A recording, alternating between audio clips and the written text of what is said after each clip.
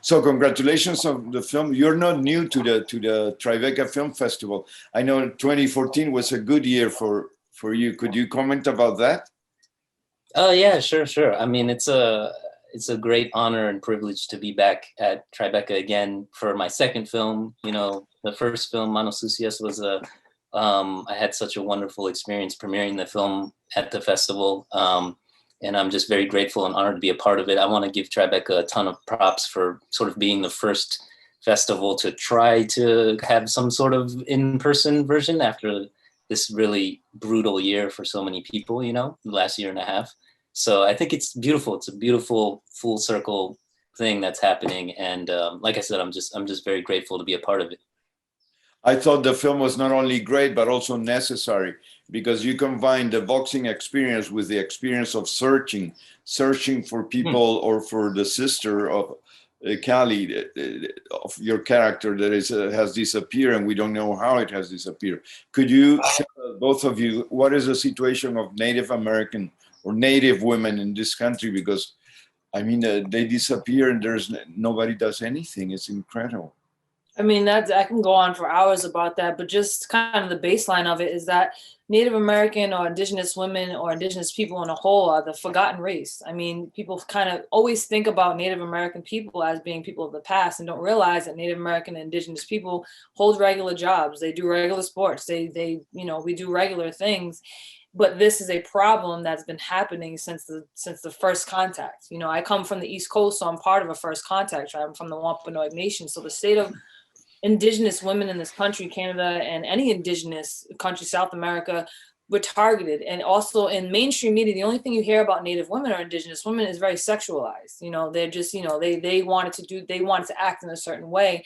So, we can get down to jurisdiction as far as being on their own land and on their own reservations. And we're just targeted. It's not just women, it's Native American people. It's little boys, it's little girls, it's women, it's fathers, it's brothers. So the state of that is just something that through this film that I really just want to bring awareness to, that just like I do with my boxing as well. It's a problem that has not stopped. It's a problem that happens every day, all day. And it's something that is just, it's generational. So even though it may have not happened to me, the trauma and the generational trauma that lives in the blood of our people, it still happens. You know, that emotional trauma gets passed down from generation to generation. Well, we carry our own emotional DNA. I mean, it doesn't have to happen to you. Mm-hmm. It's like the Jewish community they didn't need to be in the Holocaust to know what that means and how it feels. But let's talk about the boxing and the searching. It's a great story in a way. Yeah. Why not? It's a good story and well done. How did you combine those aspects of Callie's life, Joseph? Sure. Well, me and KO, we collaborated on Kale, sorry. Yeah, Kaylee. It's all right. It happens all the time. I said Kelly, no? Yeah, it's okay. Kaylee, it's fine. This is something, I mean, we collaborated on the story for 2 years once we met in 2017. And basically, initially, the initial idea was a woman searching for her sister. We both have siblings, so that was a theme that was important to us that we wanted to start to build the story around. But Kaylee being a world champion boxer herself, and there's something so visceral and powerful about boxing, the physicality of it.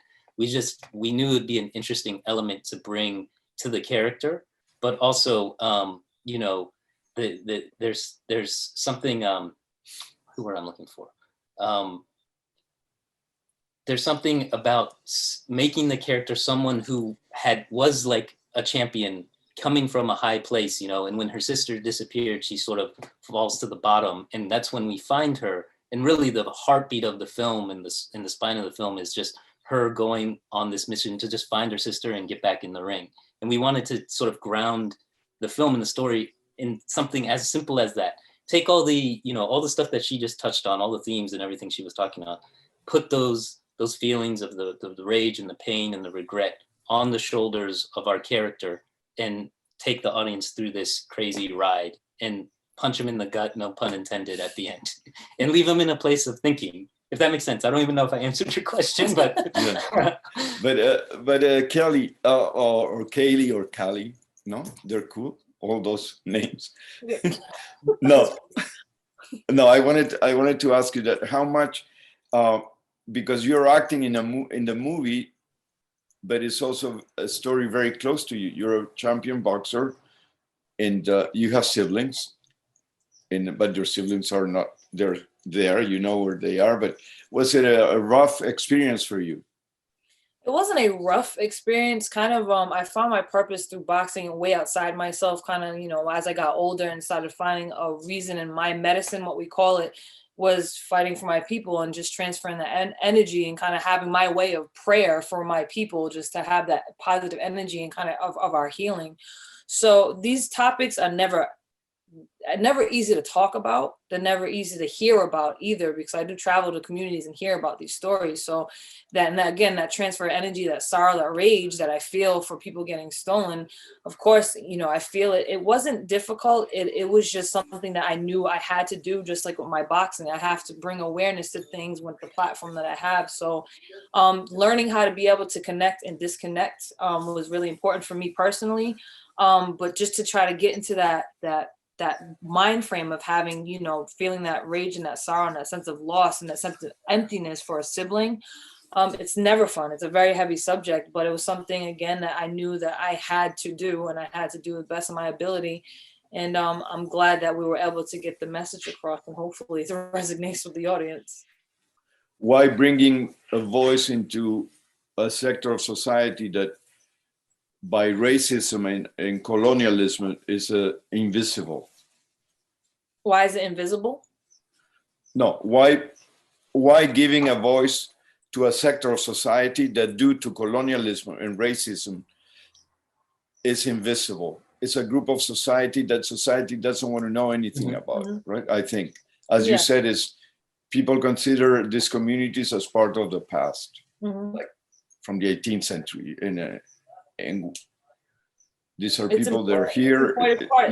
It's part of healing. It's part of the healing process. I mean, you have to kind of lay things in front of you in order to know what needs to be fixed, in order it needs to be healed. Like I said, generational trauma is serious, and we need people to know, just because it's out of sight, it's out of mind, doesn't mean it didn't happen. We need a recognition for us to, as a people, as a whole, indigenous and not indigenous, to start healing. I mean, that's kind of how I see it. You know what I mean? Yeah. I mean, I think, it's, clearly, like, the state of the United States, there's a lot of stuff that we didn't deal with in our past history that clearly is starting to rear its head more and more in everyday lives. It's still here today. It's still with us. Certain things of how this country was founded is still a problem.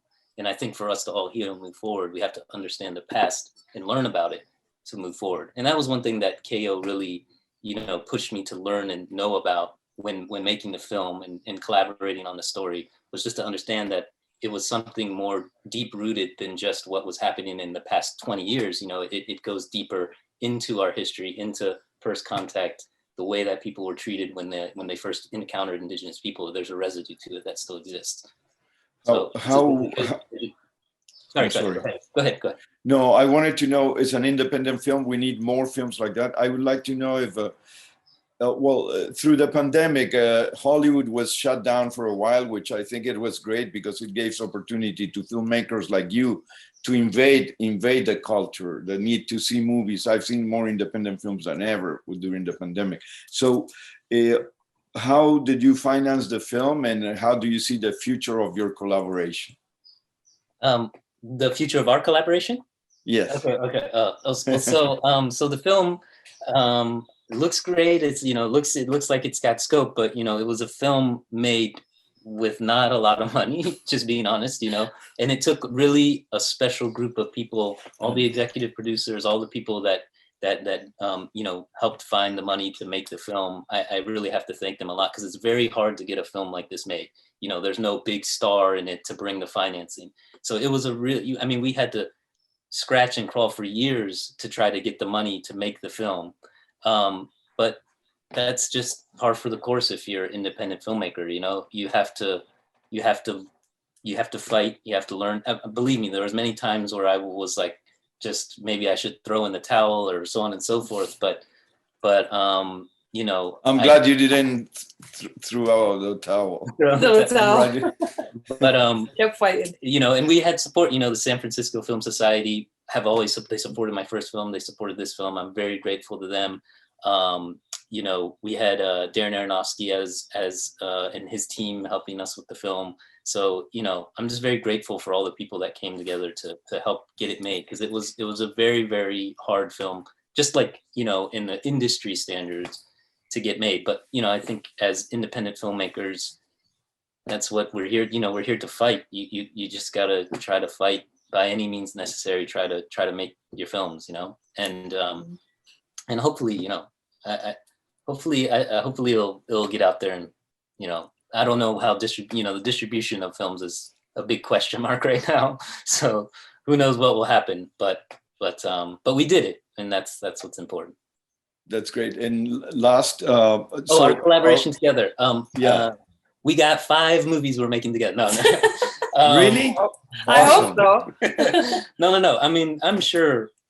I do a lot of television directing, episodic television, so I will always be keeping out an eye for her to cast her in something. Also, I'd love to make another movie with her. I'd love to make a movie just about boxing, because, you know, spending time with her and going to her fights and stuff, this is another level of, and starting to watch lots of boxing. There's just another level of appreciation that I've come to have for it, and it truly is an art form, and I have so much respect for the people that do it. So I'd love to do a boxing film too one day.